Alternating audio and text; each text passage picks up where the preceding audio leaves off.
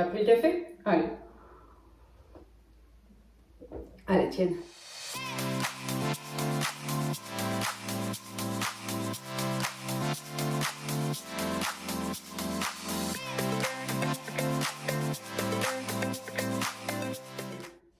Bon, sujet que vous attendez tous, le métabolisme. Vous devez aussi entendre... Alors oui, il y a aussi quelque chose qui m'agace sur les réseaux. Il y a tout et n'importe quoi aujourd'hui. Mange pas 1200, ça va pas. C'est 1200 calories, ce qu'un gamin mange. Ne mange pas ceci, tu manges trop pas assez, machin. Stop. C'est pareil, finalement, le calcul du métabolisme. Bien sûr, tu peux, effectivement, tu vas voir sur internet, tu vas trouver plein de calculs pour calculer ton métabolisme. Et ça te donnera une base. Sachant que vous voyez, Lily est un petit morpion, donc arrêtons de nous comparer parce que tu peux avoir effectivement une personne qui est petit morpion comme Lily, mais qui a 10-15 kg de plus que Lily. Alors attention, 10-15 kg de muscles, 10-15 kg de gras. Si c'est de muscles, forcément son métabolisme va carburer beaucoup plus que le mien parce que ses muscles vont avoir beaucoup plus de besoins que les miens. Il y a aussi ce qu'on oublie, nos organes. Certains vont carburer au repos et d'autres beaucoup moins. Moi, mon corps au repos, il est au ralenti. Dodo. Lily, si elle fait rien la journée, si elle reste sur son canapé ou sur sa chaise à glandouiller, je peux te dire qu'elle pourrait presque pas manger de la journée parce que lui, il va pas me dire « J'ai faim, oh, donne-moi manger !» Ah non, franchement, il en a rien à faire. Pour vous dire, quand Lily n'allait pas bien, elle mangeait un repas le soir.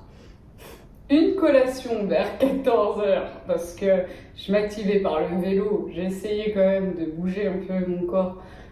Donc la faim, entre guillemets, arrivait, et du coup le soir, je mangeais un repas. Donc vous imaginez bien que le poids a un peu vite chuté, mais sachant que je gardais mes entraînements de musculation, ça m'a aussi permis de garder mes muscles.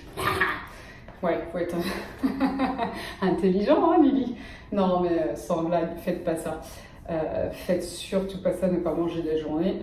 C'est parce que, en fait, je suis quelqu'un qui peut largement s'abstenir de manger. Ouais, faut être faim. Ça a vraiment été compliqué chez moi autour de l'alimentation. Ma maman en témoignera peut-être dans les commentaires. Ouais, j'étais toujours, il n'y a rien qui me plaisait, il n'y a rien qui m'allait. Enfin, voilà, c'était pas, faut manger pour manger. Et même encore aujourd'hui, je prends presque plus plaisir depuis que je fais de la musculation à manger parce que je sais que mon corps en a besoin et des choses saines. Petit clin d'œil aussi à Mario Bracco, naturopathe, qui m'a fait comprendre beaucoup de choses et qui m'a beaucoup aidé aussi dans se nourrir et apporter des bonnes choses à son corps pour qu'il réponde aussi comme il faut et comme tu en as envie. Donc c'est ce que je voulais vous dire. Donc vous pouvez aller chercher des petits calculs, je vous mettrai là, hop, vous voyez ici, ça s'affiche. Un premier calcul du métabolisme et comme ça vous allez pouvoir essayer de faire ce calcul et voir ce que votre corps a besoin. Et vous allez voir que vous n'allez pas avoir la même réponse que votre voisine, votre soeur, votre mère, votre tante et que chacun aura un chiffre bien à lui. Tu ajouteras à ça ta dépense de la journée. Eh oui, parce qu'il y a la voisine qui va travailler en tant qu'opératrice sur chaîne et qui va bouger, être debout toute la journée, et il y a toi, assise sur ton bureau toute la journée. Effectivement, le travail de l'une ou de l'autre est aussi fatigant, mais non, votre métabolisme va pas être le même, parce que vous n'allez pas avoir le même niveau d'activité. En revanche, il y a aussi la sportive, qui va faire ses entraînements, mais qui ne va pas s'activer dans la journée, qui va faire justement son travail sédentaire, sa séance, basta. Elle ne va pas aller marcher, elle ne va pas aller faire du vélo, des choses quotidiennes de la vie, prendre sa voiture tout le temps pour se déplacer. Eh ben, attention, cette sportive-là peut être aussi sédentaire. parce qu'elle ne s'active pas du tout en dehors de ses séances. Eh ouais, tu t'en doutais toi? Dis-moi. Tu savais pas trop ça. Allez, suivant.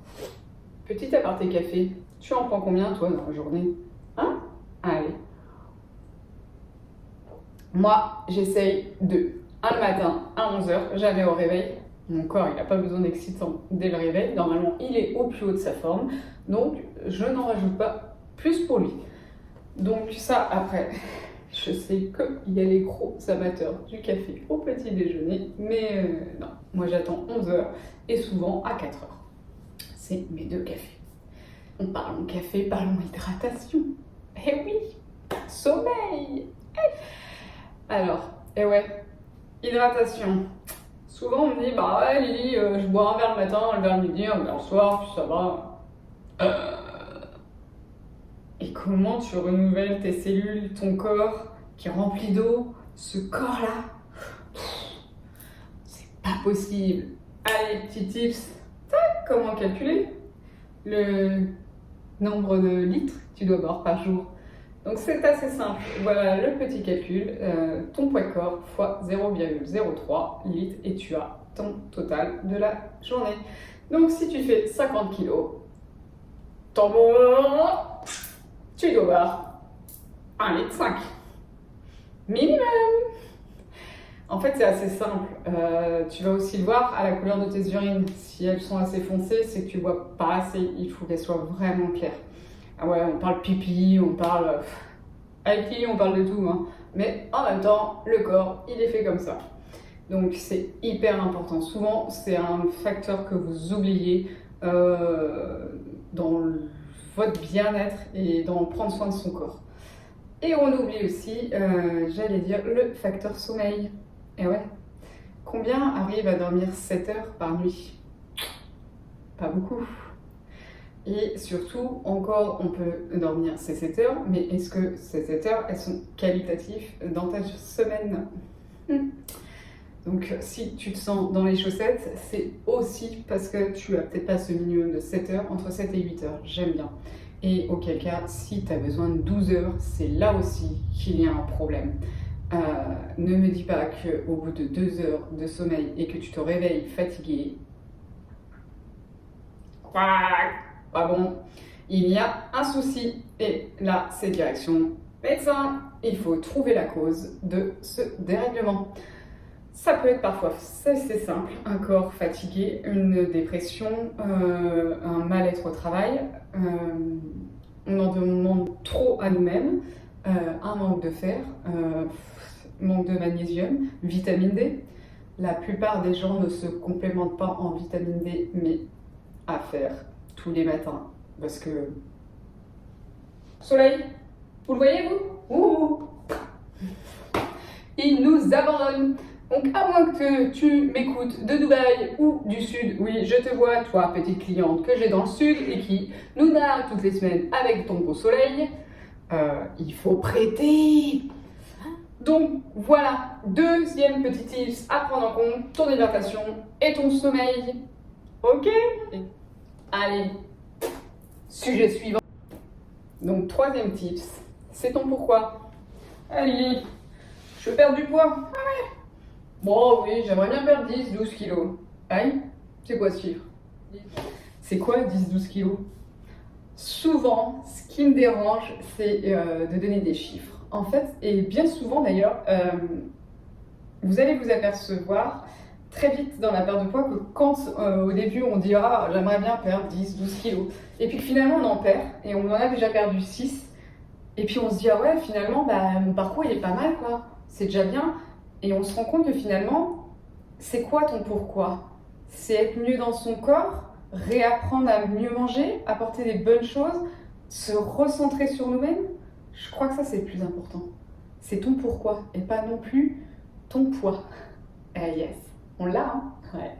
Je pense que on va trop chercher le être parfait. C'est quoi être parfait? En fait, ce qui m'agace aussi sur les réseaux, c'est ouais, hit, ventre plat, abdos, ventre plat, il faut affiner les cuisses, training culotte de cheval.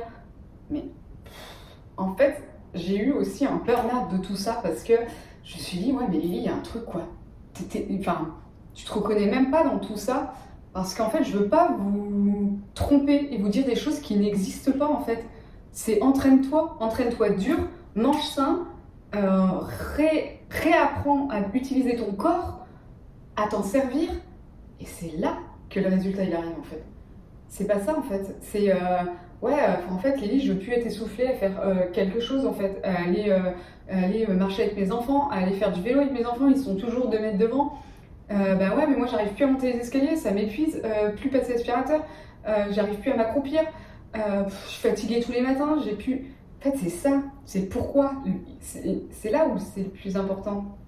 En fait, je trouve que quand vous prenez conscience, enfin qu'il faut que vous agissiez pour votre santé et non pas pour un nombre de poids sur une balance, bah là, la magie opère. Et franchement, c'est assez spectaculaire parce que c'est là où tout mon travail finalement avec vous, là je me dis, ouais là Lily, ça y est, elles ont compris, t'es à ta place.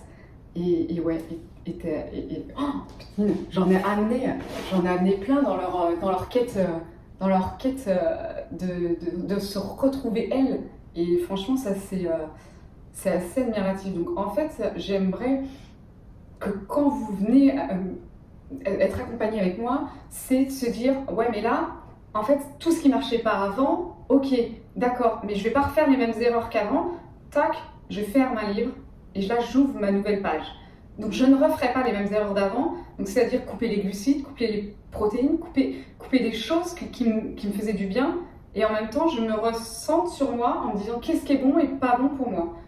Voilà, t'as compris là ma logique? Je veux arrêter que les frustrations, et en même temps je veux vous apprendre à vous dire est-ce que ce gâteau industriel il en vaut la peine? Est-ce qu'il va être sain pour mon corps? Et est-ce que ça va m'apporter quelque chose? Et voilà, et on en est là. Et aussi se recentrer sur est-ce que j'ai réellement faim ou est-ce que j'ai envie de manger cette pâtisserie parce qu'on vient de passer devant, ou est-ce qu'elle me fait envie ou est-ce que j'ai vraiment faim. Et quand vous êtes arrivé à ce point, alors, là déjà, paf, vous avez tout compris. La deuxième chose, c'est, je crois qu'on est tous, on a tous eu aussi ce souci du gâteau douceur, tu vois, la journée qui va pas. Alors, un gâteau, en fait, ça peut signifier le gâteau douceur pour certains. Ça peut être ouais, l'alimentation émotionnelle, on y est, hein, c'est ça. C'est la journée de merde, tu rentres et puis bah, en fait, alors certains ça va être tu dégommes un fromage, d'autres bah, tu dégommes le paquet de gâteaux de tes gamins parce que bah, t'en achètes pour tes enfants.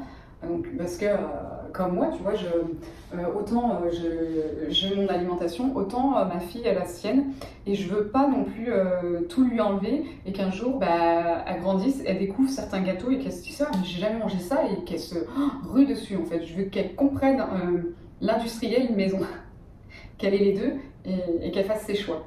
Donc, forcément, à nous voir bien manger, nous entraîner. Elle a forcément une image, une hygiène de vie qui est un peu différente, mais franchement, elle est comme tous les enfants. Parfois, enfin, elle mange aussi des gâteaux. Et voilà. Mais en fait, ouais, cette alimentation émotionnelle, on l'utilise déjà très petit finalement. C'est souvent, c'est bah, qu'est-ce que tu veux manger? Ah, tu veux pas ça? Bah, je te donne ça. Enfin, et en fait, c'est aussi pas ça. Bah, ça va pas, ok, bah, tu prends un livre. Ça va pas, bah, tu l'écris, ce qui n'a pas été. Ouais, ça n'a pas été aujourd'hui, bah c'est ok en fait, j'ai le droit d'avoir eu une journée moins bien, mais je vais pas me venger en fait, mon corps il en est pas responsable de cette journée moins bien. En fait, arrêtez de culpabiliser. Et auquel cas, si c'est arrivé, eh ben, c'est arrivé, c'est pareil, on lote, eh ben, aujourd'hui j'ai craqué, ça allait pas, et en fait c'est pas grave quoi, il n'y a pas de... il n'y a pas quelqu'un qui va taper le marteau et dire oh, ah ouais mais non mais en fait c'était hyper interdit quoi. Eh ben non, en fait, c'est pareil. Enfin, on me dit, ah, mais Lily, j'aimerais bien commencer un coaching avec toi, mais j'ai un mariage, j'ai un anniversaire. Bah ouais, mais en fait, oui, ouais, bah c'est ok. Bah, vous avez le droit d'avoir une vie, et encore heureux. Moi aussi, j'ai fait du bodybuilding, j'ai fait du mécène. Bah ouais, mais en fait, quand j'arrivais aux anniversaires avec mes gamelles, parce que je devais manger, moi, ce qu'il me fallait pour arriver à un objectif, j'en étais responsable moi, mais je ne devais pas le rendre responsable aux autres en fait. Moi ça me faisait rien, donc en fait ne pensez pas que ça me gênait de venir assister à des événements, en fait, c'était mon problème. Je voulais pas que mon problème soit le vôtre, en fait. Et donc, c'est comme ça. Même chez moi, j'aime bien avoir ma nourriture. En fait, ça fait partie de moi, mon essentiel. C'est si je vais bien, si je me nourris bien aussi. Mais si il y a un anniversaire et une part de gâteau, aujourd'hui, c'est ok. Enfin, voilà. Et c'est pas grave, en fait. Ça fait partie de la vie. Arrêtez de vous enfermer avec des choses carrées. La vie, elle est pleine de bon sens aussi. Ok, allez. Et on va rester sur la note de est-ce que j'ai faim ou est-ce que j'ai envie de cette tarte aux fraises? Allez, tu me dis toi, c'est quoi ton dessert préféré? Et n'hésite pas à me dire un petit peu ton sujet pour la semaine prochaine. Clac!